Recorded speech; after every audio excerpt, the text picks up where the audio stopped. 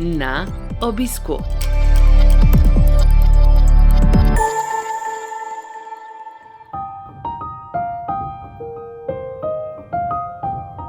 Dobrodošli v novi epizodi serije podkastov Na obisku, ki nastaja v produkciji Slovenskega združenja bolnikov z limfomom in levkemijo.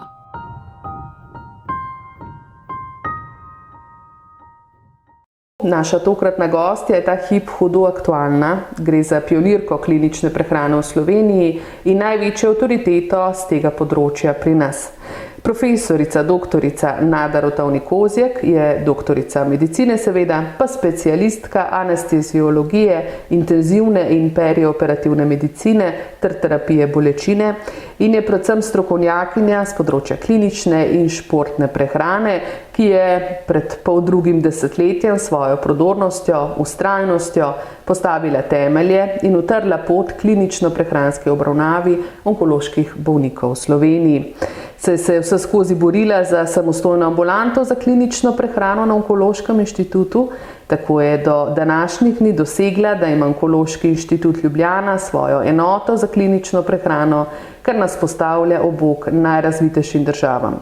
Profesorica doktorica Nada Rotovnik-Kozjek pa je njena vodja in v tej enoti sva se tudi danes srečali. Dober dan, profesorica. Dober dan. Sem kaj narobe povzela?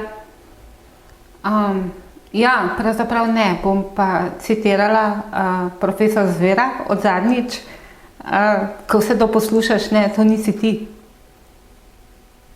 In vendar vse to ste, če ravno se vam za hip ne zdi. Ja, v življenju pravzaprav se vedno odločimo za neko pot, po kateri bomo šli.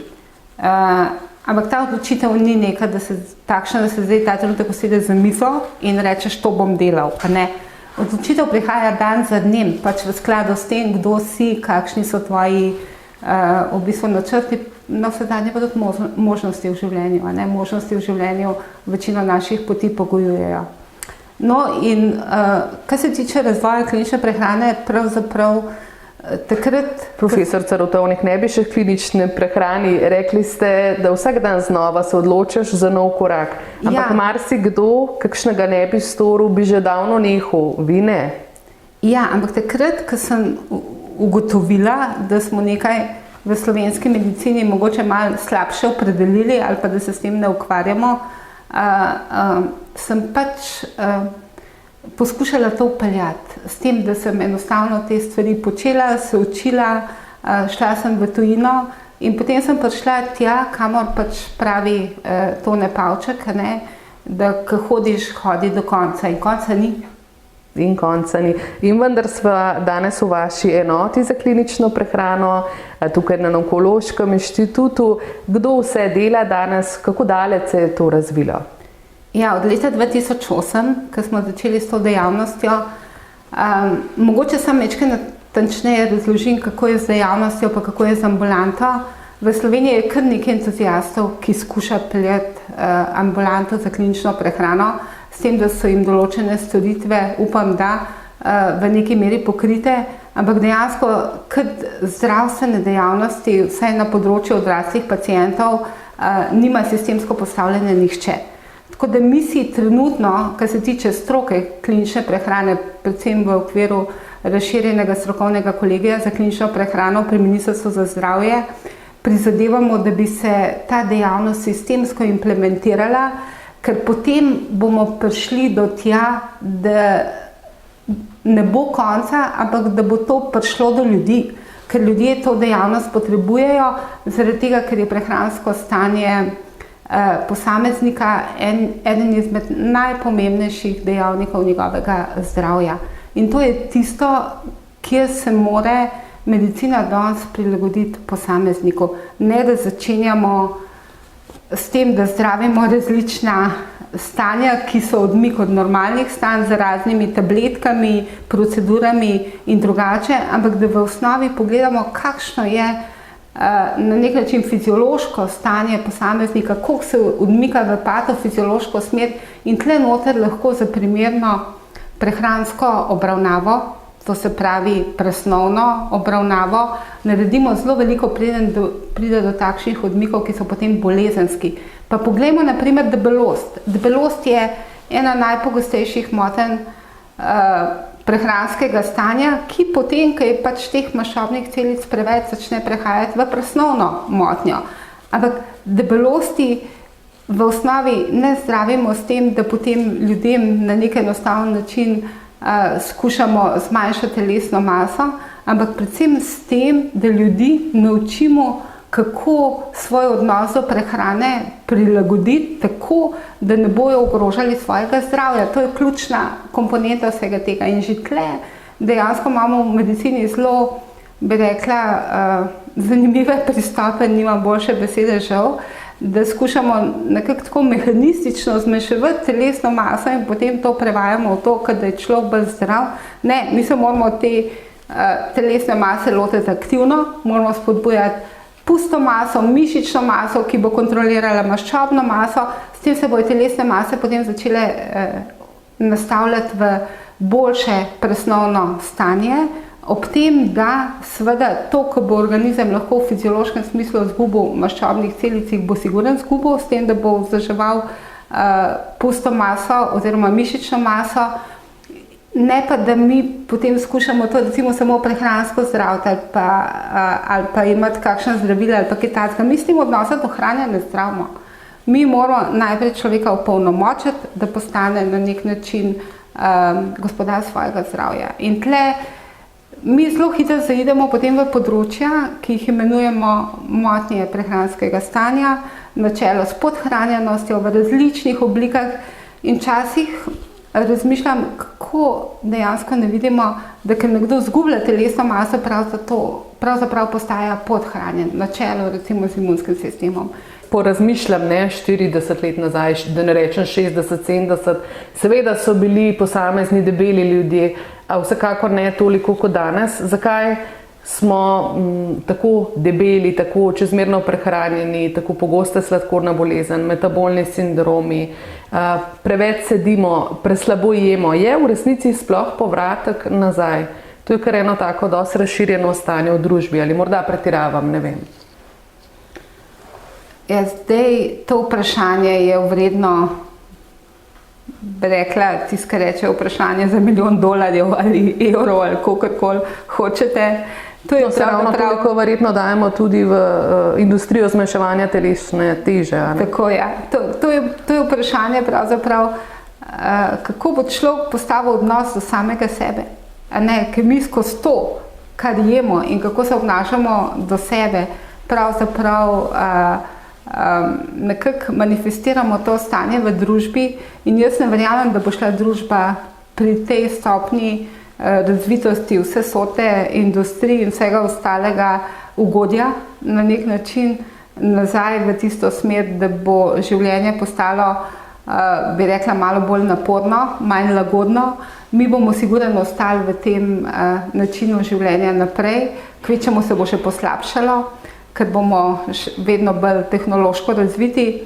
Ampak tisto, kar bi mogli začeti učiti že otroke, seveda pa že prej starše, je pa to, da smo mi tisti posamezniki, ki se odločamo o tem, kaj bomo počeli. Mogli bi jih učiti, kako imeti odnos do samega sebe, da smo prijazni do samega sebe, da se ne rabimo kaznovati s tem, da si potem tešimo čustvene stiske na te načine, ampak zato bi mogli v družbi izobraziti popolnoma druge profile, ki jih imamo sedaj.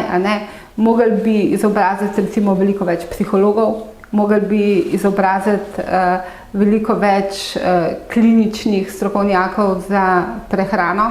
Tako da mi bi mogli pravzaprav nekako postaviti sistem treniranja posameznika, kako postane, ponavljam, gospodar nad svojim zdravjem. Tako pomagate ljudem, onkološkim bolnikom tukaj na Onkološkem inštitutu Ljubljana, da bi postali gospodarji svojega zdravja, kar je seveda v bolezni, kakršna je onkološka, zelo, zelo težko. Dolžni ste mi še, prosim, odgovor, koliko ljudi zdaj dela v vaši ambulanti v enoti za prehrano in kakšni profili so to? Ja. Ker vem, da ste študijska baza za pravzaprav študij tudi in znanje iz klinične prehrane. Bom najprej odgovorila na to bolj enostavno vprašanje. V naši enoti trenutno dela 7 kliničnih dietetikov oziroma prehranskih svetovalcev, ki jih, kolikor vemo in znamo, učimo tudi medicine, ker v Sloveniji pravzaprav študija klinične dietetike po EFAT standardih, to je mednarodno združenje za dietetiko, še nimamo. Potem delajo 3 medicinske sestre, diplomirane medicinske sestre, delamo 3 zdravniki specialisti in upamo, da se bomo kmalu ukrepili z mlajšimi silami in nekako tudi mogoče malo drugače zastavili naše delovanje na Onkološkem inštitutu, da bo še bolj ustrezalo potrebam sodobne onkologije, to se pravi celostnega pristopa k zdravljenju onkoloških bolnikov. Zdaj bi pa odgovorila na prvo vprašanje. Pravzaprav so rakasti bolniki postavljeni pred dejstvo, da se borijo z boleznijo, nad katero sam nimaš kontrole. Rakast bolnik lahko naredi vse, kar mu nek strokovnjak priporoči, pa nikoli čisto dobro ne veš, ali boš zmagal ali ne boš zmagal. Zato mi, ki delamo za bolniki, ki se zdravijo pri nas, velikokrat te poante ne znamo razumeti, ker mi nimamo te bolezni, mi nismo v tej hudi stiski ali pa v tej hudi preizkušnji, da vsak dan živimo z nekom, ki pravzaprav mimo nas regulira nas, ali pa vpliva na nas. In mislim, da vsak dan, ko greš domov iz Onkološkega inštituta, bi mogel čutiti hvaležnost, da še nimaš te dodatne tegobe v življenju. Sej, mi imamo tle številne bolnike, ki nam vsak dan kažejo, kako se da te hude stvari sprejeti. Gledaš jih in se čudiš, kako dobro se opremijo in se borijo z boleznijo ali pa jo vzamejo kot del svojega življenja, kar je seveda smiselno. Ampak dokler nisi v tej točki, o tem pravzaprav nimaš pravice ne soditi, ne debatirati. Ti lahko bolnikov samo strokovno osnovano poveš vse, kar veš, da mu pomagaš v prvi vrsti, to počnejo onkologi, kirurgi pri nas, radioterapeuti, obvladovati to rakasto breme in potem mi iz podpornih služb, da jim pomagamo, da je nekako njihovo telo v takšnem stanju, da lahko to terapijo čim bolj učinkovito nekako prejmejo in se potem to breme rakaste bolezni obvladuje. Vas lahko tukaj le vprašam, omenili ste sodelavce, pa kirurge, radioterapeute in tako svoje sodelavce. Tukaj na Onkološkem inštitutu predstavljam si, ko ste tam skoraj 20 let nazaj ali pa 15 začeli pritiskati, potrebujemo ambulanto za prehransko obravnavo naših bolnikov, ti ljudje potrebujejo prehransko podporo in tako naprej, da ste morda, to je domneva, bili sprva še najmanj slišani morda v zdravniški srenji, ker tako kot je profesor Zver rekel, še nekaj let nazaj se ni toliko vedelo, kako pomembna je prehranska podpora za onkološke bolnike, da je to sestavni del, če ne pravzaprav temelj posameznikovega zdravja. Ja. Kako so gledali na vas? Kaj se pa ta Rotovnikova gre ali dajmo stopiti skupaj? Kako je takrat to vrelo? Ja, bilo je, moram reči, zelo zanimivo, da uporabim ponovno to besedo.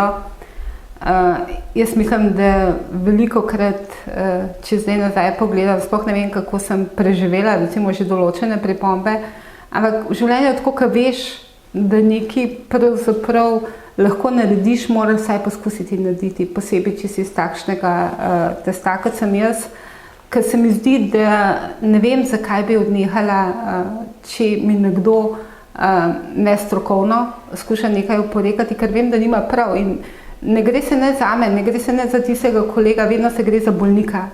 To se pravi, da če delamo za bolnika, smo na nek način vedno prav, na pravi poti, a ne da povem bolje.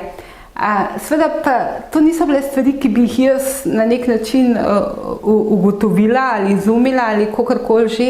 To so bile strokovne smernice, ki so v svetu že bile nekako uporabljane, ki so jih številni moji kolegi v tujini uporabljali, tako da sem prva leta pravzaprav večinoma komunicirala samo s kolegi iz tujine, ker doma nisem imela nobenega sogovornika. Je pa vedno tako v življenju, ko stopiš iz nekega okvira oziroma iz neke komfortne cone, nikoli ni lahko. To sem se pa naučila, moram reči, na svoji koži tako in drugače.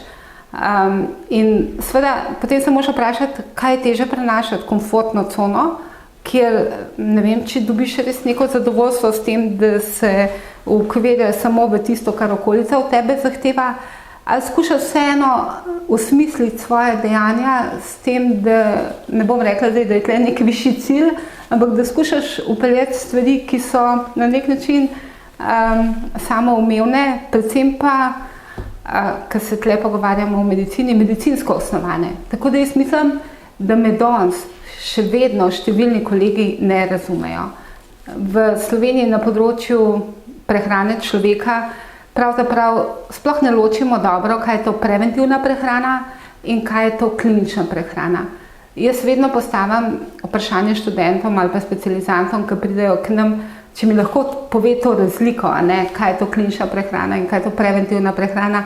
In vsak bo rekel, klinična prehrana je prehrana bolnika, pa to ne drži niti najmanj. Klinična prehrana je vedno prehrana posameznika, takrat, ko se pogovarjamo o njegovi prehrani glede na njegovo zdravstveno stanje. To je osnova in potem to lahko razvijamo naprej. Preventivna prehrana je pa pravzaprav eno zelo široko področje, kjer skušamo iz teh populacijskih študij dobiti vsaj neke osnovne usmeritve za prehranske ukrepe in predstavlja temelj ukrepov javnega zdravja, ki so seveda zelo kompleksni in danes tudi zelo usmerjeni v posamezne populacije, tako da ni neke silne generalizacije med mladimi pa starimi, ampak vemo, da so populacijske zahteve različne in preventivna prehrana na nivoju posameznika pa potem že prehaja v klinično prehrano, zato ker se bomo ukvarjali s posameznikom v klasičnem medicinskem smislu. Pogledali bomo skozi medicinske oči njegovo prehransko stanje z klasičnim zdravniškim pregledom, ki je seveda malo drugačen, ker uporabljamo metode za oceno prehranskega stanja in ko se enkrat naučiš tega pristopa, potem vidiš, da je pravzaprav to srž današnje medicine, da mi vse, kar počnemo, personaliziramo glede na posameznika. To se pravi, če bomo mi prilagajali zdravila glede na posameznika, mi moramo vedeti, kakšen je, ne vem, volumen vode v tem posamezniku, količina maščobe, količina puste ali pa mišične mase, ker bojo ta zdravila po telesu v skladu s tem potovala in potem se tle še postavi vprašanje, kako prebavila delujejo. Skratka, prehransko stanje postane nenadoma izjemno pomembno in predstavlja pomemben element personalizirane medicine in tle potem naredimo zelo veliko napako, če skušamo populacijske izsledke teh epidemioloških študij uporabljati na nivoju posameznika. In to se recimo trenutno zelo dogaja, ker ljudje, ki sploh ne razumejo klinične prehrane, začnejo nenadoma prenašati, zdaj jemo tega pa tega več, pa bomo to pa to bolezen dobili. To ne drži. Enostavno to ne drži, ker pač iz korelacije ne moremo prehajati na nivo posameznika. Pri posamezniku so stvari drugače postavljene. In to je ključna razlika med preventivno pa klinično prehrano, ampak to te morajo naučiti tekom tvojega šolanja na medicinski fakulteti. Ker če tega kot zdravnik ne ugotoviš, potem imaš zelo malo možnosti, da boš v vsakodnevnem življenju to tako razumel. Ker nima znanja, da bi ocenjeval to ponudbo trga o dietah, dopolnilih, raznih živilih, ki so bolj ali manj vredna v navednicah in tako naprej, zaradi tega, ker ti je zmanjkal ta element medicine. Ja. In ta element medicine, to mi je pa enkrat zelo zanimivo povedal en mlad specializant družinske medicine, je pravzaprav enostavna patofiziologija. Kako mi te patofiziološke koncepte odmika od normalne homeostaze potem znamo prevesti v to presnovno podporo za ustreznim vnosom energije in hranil glede na to, kaj posameznik potrebuje. In ključno je, da zdravnik nikoli ne pozabi tega, kar se je učil. Najprej na fiziologiji in potem na patofiziologiji. Seveda je zelo fajn, če se spomnite tistih temeljnih bioloških naukov, ampak to se danes tako hitro mena, tako da je fajn, če ostanemo vsaj v patofizioloških osnovah, ker potem bomo tudi lažje dober izkoristek od vseh terapij za zdravili in tako naprej. Tako da, če gledate skozi moje oči, klinična prehrana je en tak zelo pomemben dejavnik pravzaprav pri obvladovanju večine bolezenskih stanj, ker nam omogoča, da jih bolj učinkovito obvladujemo, da človek potem ima nekako manj posledic bolezenskega stanja, ki ga je preživel ali pa ki ga ima kronično, tako kot naprimer rakasto bolezen. Ampak seveda, da to lahko delamo profesionalno, rabimo uporabljati strokovne smernice, ki pa so in danes jih pravzaprav imamo, tako bi rekla, na globalnem nivoju že dosti dobro dodelane, samo moramo jih začeti uporabljati v vsakodnevnem kliničnem delu. Dobro. Omenili ste to patofiziologijo in patofiziološke odmike od nekega običajnega stanja pri človeku. Če imamo v mislih bolnika z rakom, kako bi nam na najbolj preprost način povedala, kaj se z njegovo presnovo dogaja, da potrebuje recimo še dodatno skrb, da bo se ustrezno prehranjeval. Recimo v prejšnjem srečanju na obisku nam je profesor Zver dejal, da je bolnik z rakom, da mora nahraniti, kot bi imel 20-kilogramski, da ste mu pravzaprav vi to povedali, 20-kilogramski nahrbtnik v obliki raka, ki mu odžira vse, kar v telo dobrega prinaša. Nekako tako. Kako bi nam to pojasnila? Kaj je zdaj s to presnovo pri bolniku z rakom? Pri bolnikih z rakom se presnova spreminja različno, glede na to, kakšno vrsto raka ima posameznik. Nekateri raki so presnovno zelo aktivni, drugi pa bistveno manj ali pa skoraj ne. Recimo melanom je tipičen primer raka, ki je presnovno zelo malo aktiven, samo tam nekam se sprav in potem ti dela probleme, ker je pač ugnezen in se razrašča in moti delovanje tistih organov, ki so mu pač na poti. Zdaj seveda to je ena točka. Sam presnovni vpliv rakaste bolezni. Naslednja točka je, kako mi zdravimo to rakasto bolezen. Tako da pri številnih rakih je pravzaprav zdravljenje za telo bolj presnovno agresivno kot pa sama rakasta bolezen. In pri bolnikih povzroča bistveno hujši sistemski vnetni odziv, ki je na nek način uniformen odziv telesa na kakršnokoli poškodbo. In to povzroča tisto 20-kilsko breme. To se pravi, če prevedem to čisto vsakodnevno prakso, ker večina bolnikov z rakom dobi neke vrste agresivno zdravljenje, je pravzaprav to, kar je povedal profesor Zver, v veliki meri pravilno, ker mi moramo podpreti presnovo posameznika, da preživi tole agresivno zdravljenje. Na tretji strani pa seveda imamo pa raka, kjer sta oba problema zelo izražena, recimo tako, kot je naprimer rak pankreasa, to je presnovno izjemno agresiven rak.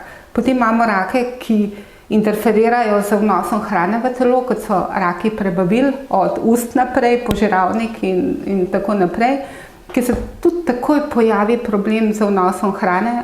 Mi imamo recimo podhranjene bolnike, ki so preživeli rak želodca, ampak potem so prebavila tako pokvarjena, po domače rečeno, da ne zmorejo več zadostnega vnosa energije in hranil in potem zaradi tega postajajo podhranjeni in rabijo dopolnilni vnos hrane parenteralno. Recimo, to je ena od klasičnih skupin odpovedi prebavil po zdravljenju raka.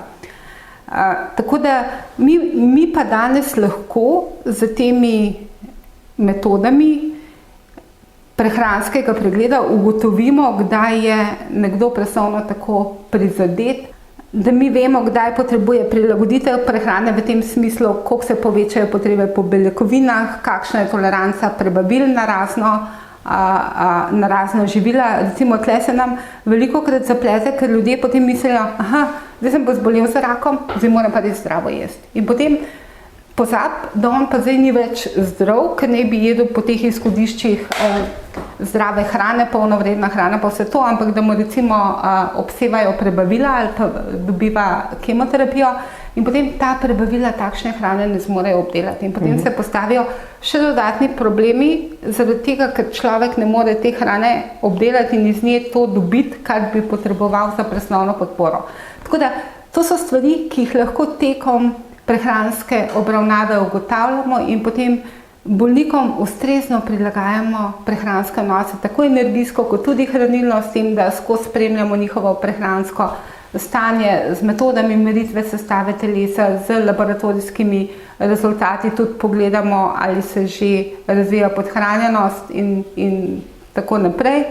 Skratka, vsekakor pa tisto, kar bi mogli pri večini rakastih bolnikov narediti, ali pa pri vseh rakastih bolnikov narediti, je to, da jih redno presejamo na prehransko ogroženost.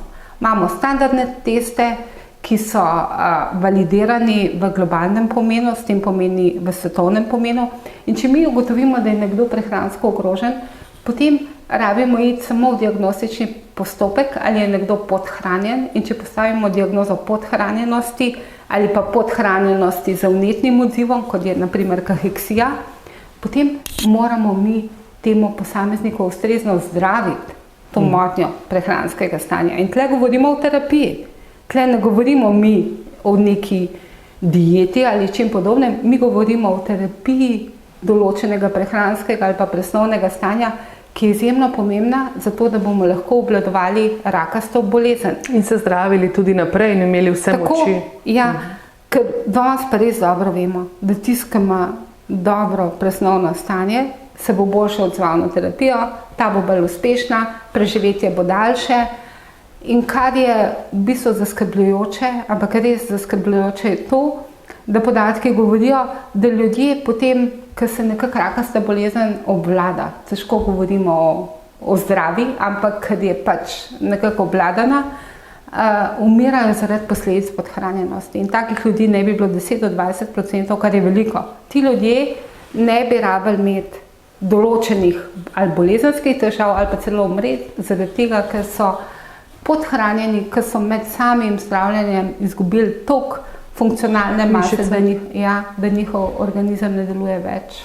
Omenjali ste prehransko presejanje, torej tisti prvi korak, da do tega seveda ne bi prišlo, še posebej ne seveda pri bolnikih z rakom. V programu celostne rehabilitacije Skupaj na poti do zdravja, ki ga sofinancira tudi Ministrstvo za zdravje, sodelujejo klinične dietetičarke in čisto vsak bolnik v tem rehabilitacijskem programu za bolnike s krvnimi raki je prehransko presejan. Seveda pa to nažalost ne velja za vse onkološke bolnike, če ravno pravite, za vsakega bi bilo to potrebno. Za vsakega bi bilo to potrebno, pa ne samo za onkološke, tudi za vse kronične bolnike, ker to je eden od najbolj fizioloških načinov, kako bi obvladovali breme kroničnih bolezni. Ker če mi tej prehranski podpori, pri vsem tem priključimo še telesno dejavnost, ki regulira presnovo. To vsakeč znova opozorite na to kombinacijo. Na pozitiven način. Se moramo najprej zavedati, da če bomo mi telovadili podhranjene bolnike, lahko naredimo dodatno škodo. To se pravi, mi lahko ta dva ukrepa, nefarmakološko obvladovanje različnih bolezenskih stanj, izvajamo zelo uspešno, kadar sta sistemsko vgrajena in jaz tle pravzaprav mislim, da je v sistemu premalo fiziološkega ali pa patofiziološkega znanja, da bi to razumel, koliko dobri ukrepi so to v korist zdravja ljudi. Mi za zdravili teh stanj ne moremo pozdraviti. Recimo, glukoza, mi toliko preganjamo ogljikove hidrate, ni pomembna samo za energijo, pomembna je tudi za to, da se lahko na novo dela genski material, deoksiribonukleinska kislina, ki ima ribozo, za regulacijo teh oksidativnih procesov in tako naprej. Skratka, mi, če imamo ustrezen nos hranil, vseh hranil, lahko bistveno zmanjšamo breme bolezenskih simptomov, to se pravi, porabimo manj zdravil in v končni fazi, če pridemo do posameznika, govorimo o boljši kvaliteti življenja, bodi si med samo boleznijo ali pa potem, ker je neka bolezen obvladana. In ta kakovost življenja, kakorkoli dolgo že je tisto, kar šteje največ, ne? Jaz mislim, da večini ljudi šteje največ to, kako se imajo, ne glede na to, ali jim manjka ena noga ali je nekaj drugega. Mislim, večina ljudi meri svojo vsebino življenja po tem, kako se počutijo, ali so dobro, ali so slabo, ali imajo energijo, ali nimajo energije, ali se jim da, ali se jim ne da. Skratka, kvaliteta življenja je dejansko stvar, ki v veliki meri bazira na to, a organizem lahko vsaj približno v svojem homeostatskem okolju funkcionira tako, da je sposoben izvrševati svoje vsakodnevne funkcije, bazalne funkcije in potem še nekaj zraven. In zato dejansko potrebujemo ustrezen energijski in hranilni vnos. Tega ne moramo rešiti z dopolnili, tega ne moramo rešiti z zdravili. Dobro, športniki se dopingirajo, da ta sistem nekako dvignejo, ampak v končni fazi zakaj preganjamo doping? Zaradi tega, ker je škodljiv, ker telo prenapne v nekem stanju, ki ga ne more dolgo vzdrževati. Omenjali ste prehranska dopolnila, pripomočke prehranske in tako naprej. Čekaj je to danes zares silno popularno. Nazaj grede z vaše ambulante se bom oglasila v drogeriji, pa verjamem, da boste 2 stalaži polni prehranskih dopolnil. A kdaj jih bolnik z rakom potrebuje in kakšna? In kdaj jih v bistvu zdravi ljudje potrebujejo in kakšna? Ja. Jaz mislim, da zdravi ljudje, če imajo urejeno prehrano, tako da dobijo z normalno prehrano vso energijo in vsa posamezna hranila, ki jih potrebujejo, ne potrebujejo nobenih dopolnil. Pač potrebno je poskrbeti, da imamo kvalitetno hrano, da je ta prehrana toliko mešana, da dobimo vse različna hranila in potem ne vem, zakaj bi mi v vsakodnevnem življenju potrebovali kakršnakoli dopolnila. Dopolnila pridejo takoj na program, takrat, ko mi ne jemo tako, kot bi nekako ustrezalo našim potrebam in potem začnejo ljudje zelo hitro posegati po dopolnilih, ker mislijo, da bojo s tem nekaj izboljšali, ampak organizma se ne da prevarati.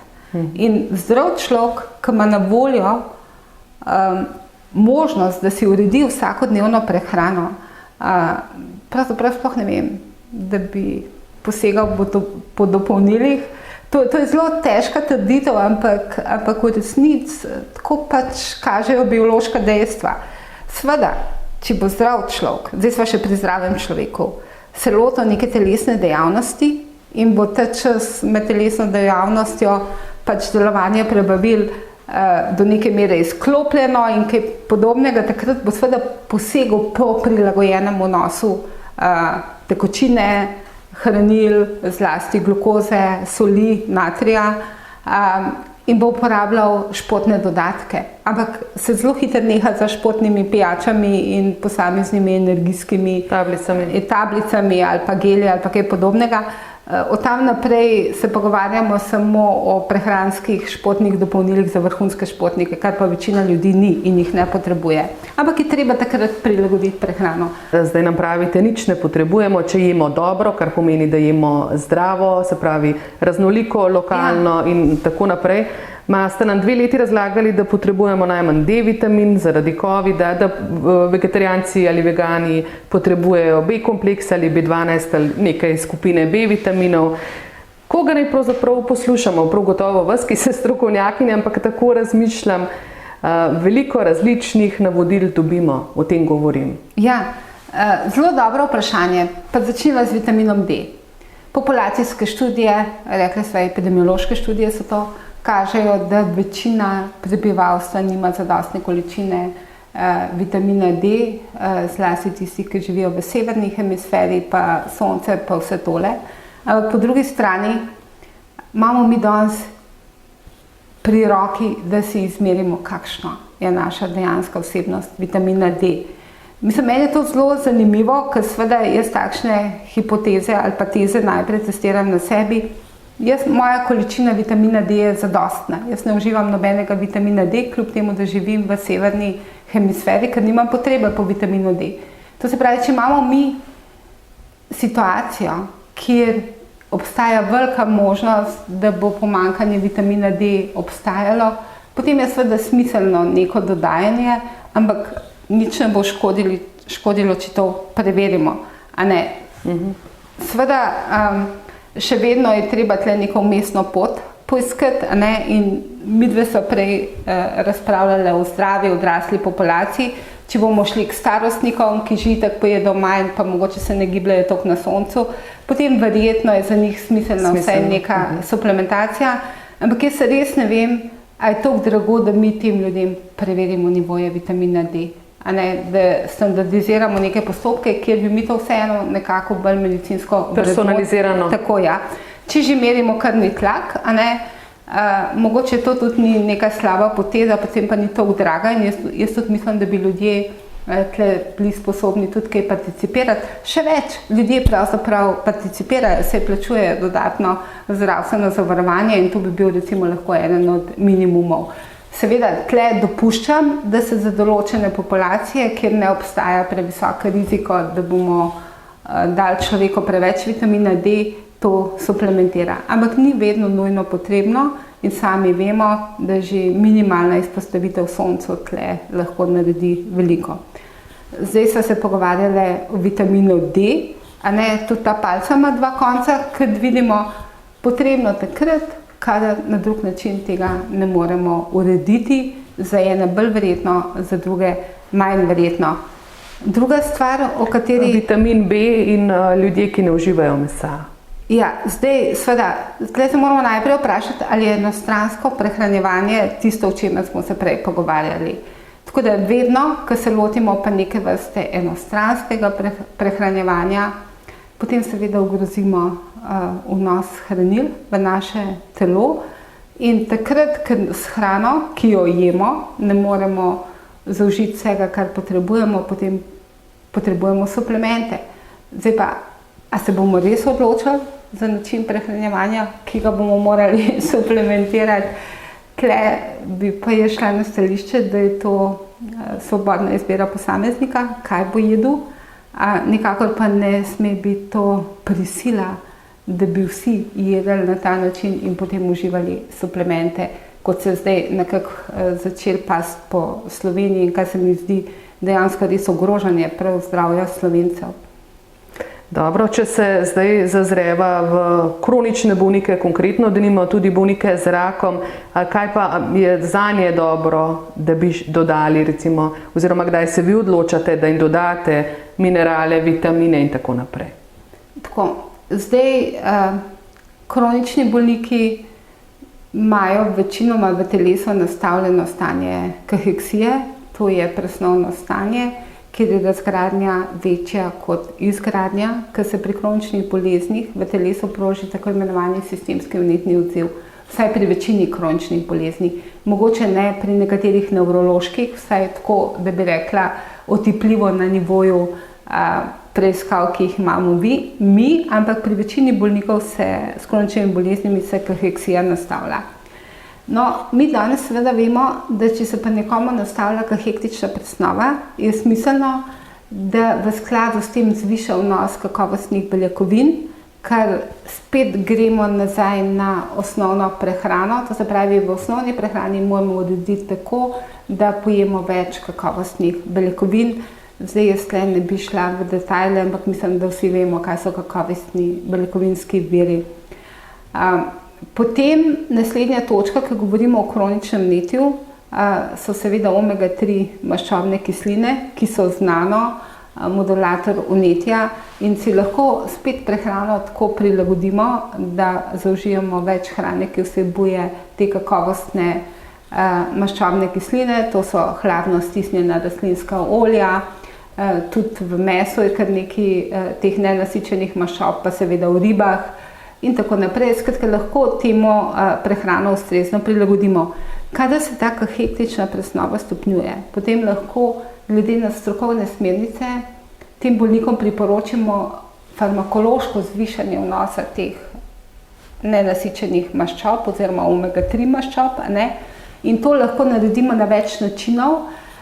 Tisti način, ki ga uporabljamo pri bolnikih z rakom, je ta, da jim priporočamo uživanje oralnih prehranskih dopolnil, ki vsebujejo farmakološke odmerke teh omega-3 maščobnih kislin, zlasti EPA, eikozapentolske kisline. In če bi hoteli bolniki to zaužiti z normalno hrano, bi mogli zaužiti več kil, ne vem, plave ribe in podobno, kar pa seveda iz prehranskega vidika ni smotrno, pa tudi ostalih stvari bi zaužili toliko več, kolikor jih ne potrebujemo. To dobijo na recept? To lahko dobijo na recept, ja. Glede na indikacijo, če imajo kaheksijo. Potem naslednja točka, ki mora biti pri vseh kroničnih bolnikih, ne samo onkoloških bolnikih, v ospredju je ta, da ugotavljamo, kakšna je njihova zaloga mišične mase, s tem tudi indirektno ugotavljamo, kakšno je njihovo prehransko stanje.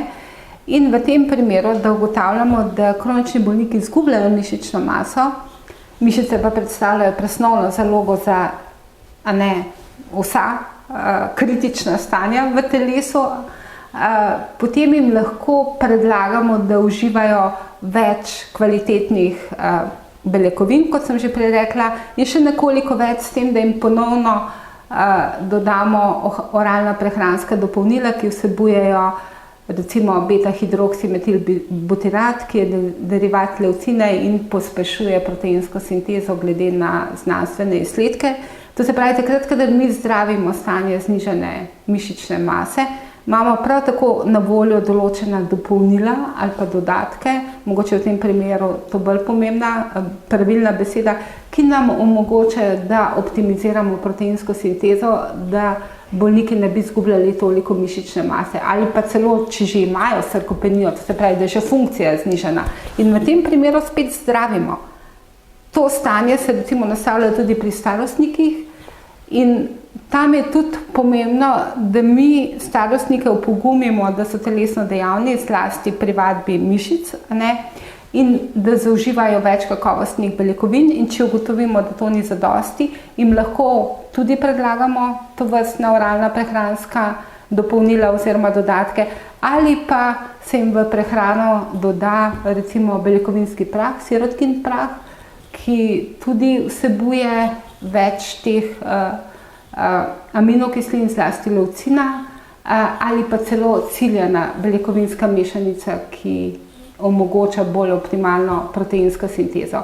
Ob tem mogoče bi veljalo še nekaj omeniti.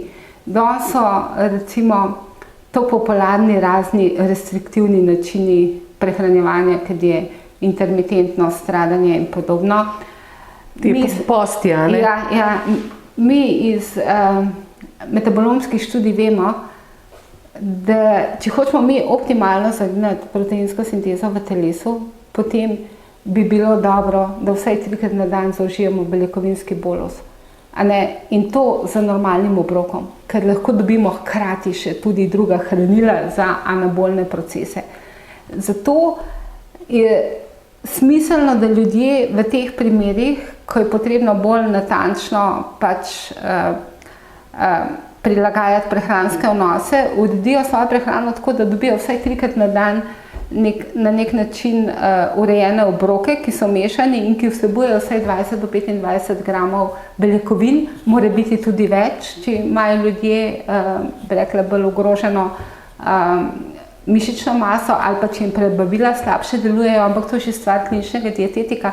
Skratka, v primeru, če hočemo imeti optimalno proteinsko sintezo, se moramo izogibati daljših obdobij stradanja, ki trajajo večkrat, tako fiziologija kaže, več kot 12 ur, ker potem takoj padamo v luknjo, ker ne moremo na dan optimalno zagnati svoje fiziološke obnove beljakovinskih struktur. In tle smo spet pri osnovnem prehranjevanju. Mi lahko komorkoli priporočimo kakršnekoli prehranske dodatke ali dopolnila, ampak če ne bomo osnovnih fizioloških principov poznali ali pa uporabljali, bojo vse akcije mimo. Zato recimo mi tudi športnikom rečemo, da prva stvar, ki se morajo držati, je to, da se izogibajo nenadzorovanim obdobjem stradanja, ker to jim bo pojedalo tisto, kar so natrenirali. Tako, mišico, ki jo najbolj potrebujem, ki jo ima tudi rak najraje, ne? Ja. Rak ne želi maščobe, želi kakovostno pusto maso, mišico, ki jo tako težko naredimo, toliko je treba telovaditi. Tako, nekateri raki celo izločajo snovi, recimo eno snovi, ki so jih že identificirali, je tako imenovani proteolizis faktor, ta celo stimulira razgradnjo mišičnih vlaken na tem proteosomskem sistemu, celo identificirana je podenota, kjer se to dogaja. Skratka, in mi skušamo z določenimi temi oralnimi prehranskimi dodatki tudi blokirati te akcije, ampak zato, da lahko to ustrezno prilagajamo, moramo narediti prehransko obravnavo. Tega ne moramo kar tako nasplošno početi. Če smem, bi samo še besedo rekla o vitaminih. To je tudi ena zelo zanimiva zgodba, ki pa je očitno tudi zelo marketinško podkovana, ker če dobro pogledamo, kaj si trg ponuja, trg bistveno bolj ponuja proteinske dodatke oziroma beljakovinske dodatke, kot pa vitamine, ki so ugotovili, da se bolj splača.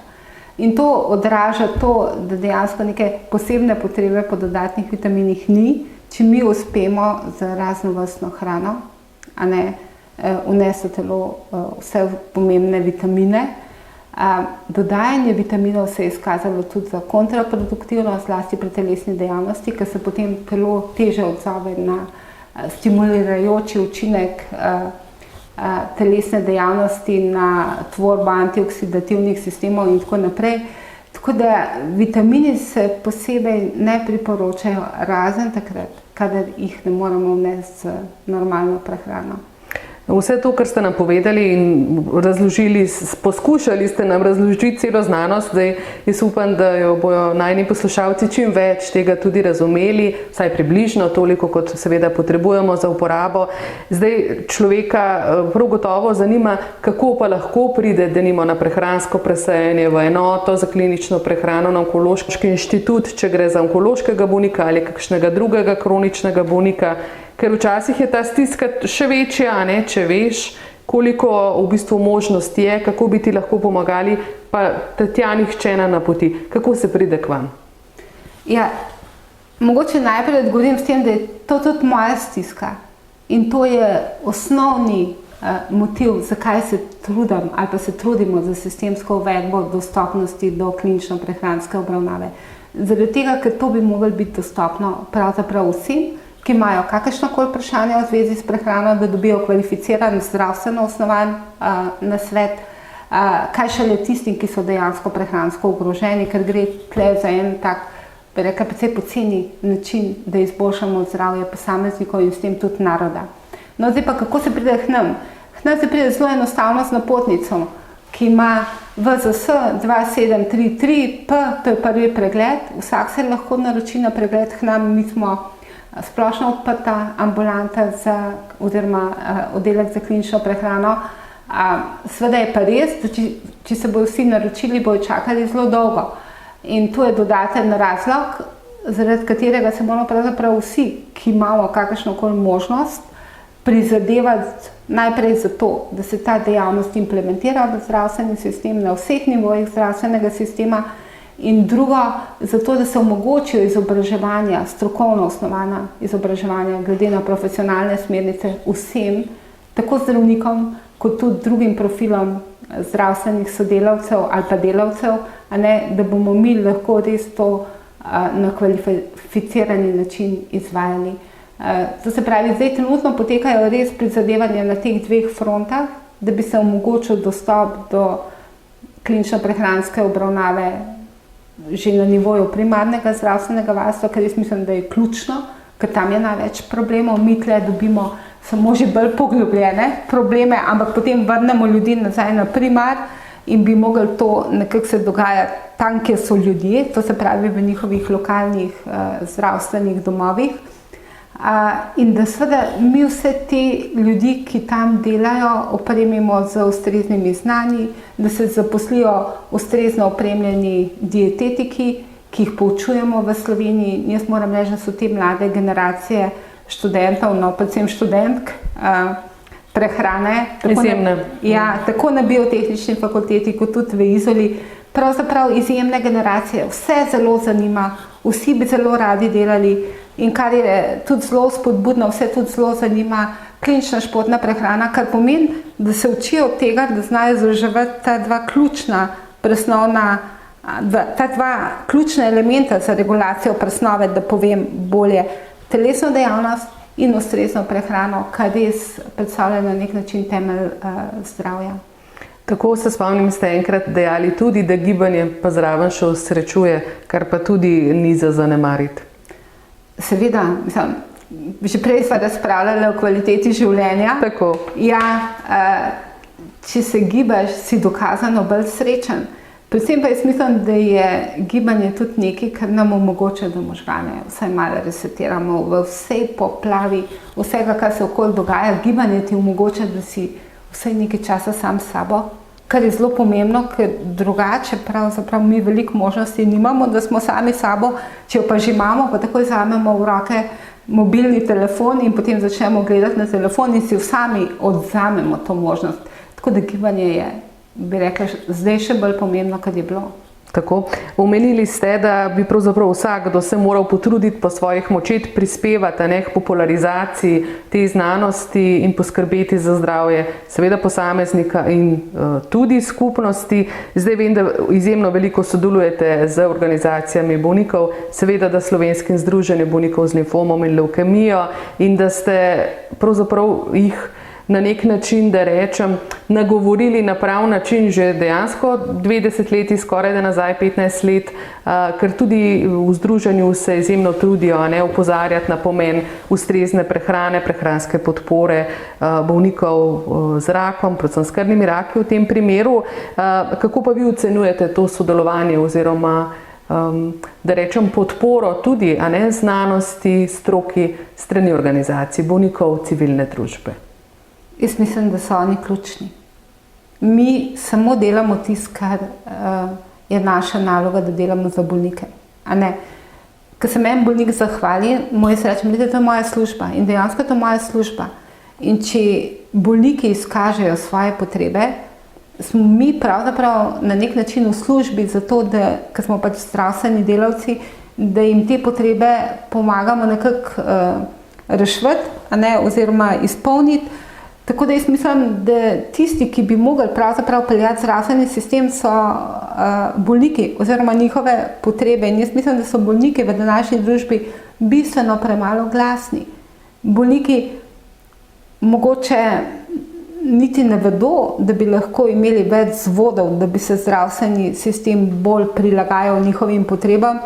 Jaz se s politiko ne ukvarjam, pa vedno, ko jo pogledam, se mi zdi, da sem preveč butasta, da bi se s tem ukvarjala, ampak mislim, da je zadeva v osnovi bistveno bolj enostavna. Mi smo tisti, ki potrebujemo zdravstvo, to se pravi, se mora zdravstvo prilagajati posamezniku in mora se izkristalizirati tiste stvari, ki so bolj ali pa manj bistvene in zdravniki bomo sigurno tudi najbolj izpolnjeni pri svojem poklicu, če bomo imeli občutek, da smo res tisto naredili, kar bolniki najbolj rabijo.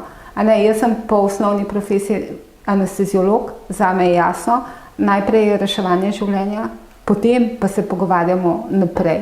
In jaz mislim, da je isto jasno vsem bolnikom. Tako. Rekli ste, da bi pravzaprav bolniki in organizacije bolnikov kot zagovorniki lahko še več storili. Zdaj vem, prav za Slovensko združenje bolnikov z limfomom in levkemijo je mnenja, da je v strateškem svetu za prehrano pri predsedniku vlade že od štarta je tega mnenja primanjkljaj stroke klinične prehrane. Vi sami ste to že sredi decembra tudi upozorili, ko se je še snoval svet in tudi na podlagi vaših upozoril in še drugih strokovnjakov se je svet dopolnil in vendar notri ni strokovnjaka za klinično prehrano. Spomnite nas, zakaj ste bili tako kritični do tega sveta v štartu, sestave sveta? Zato, ker je to moja strokovna dolžnost. Jaz sem kot nekdo, ki se ukvarja z zdravjem ljudi, strokovno zavezana, da povem, da če se ukvarjamo s prehrano, se moramo ukvarjati na strokoven način.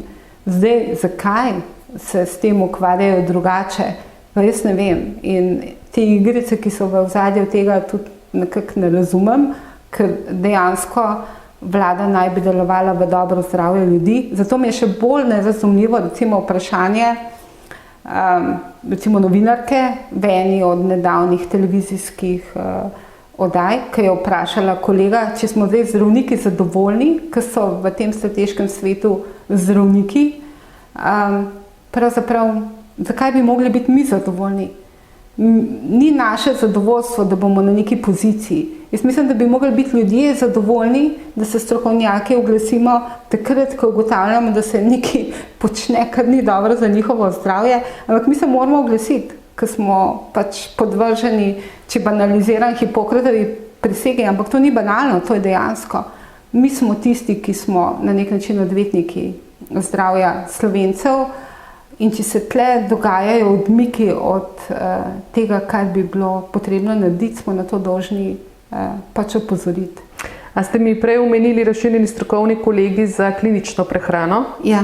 Dajte mi pomagati razumeti, ker seveda jaz pa nisem zdravnica, ampak skratka gre za strokovno telo pri Ministrstvu za zdravje, ko razmišljamo o razširjenih strokovnih kolegijih in potem vas osebno ni v strateškem svetu za prehrano, niti ne potem, ko so ga dopolnili, ker če se prav spomnimo, v štartu sploh zdravnika ni bilo notri.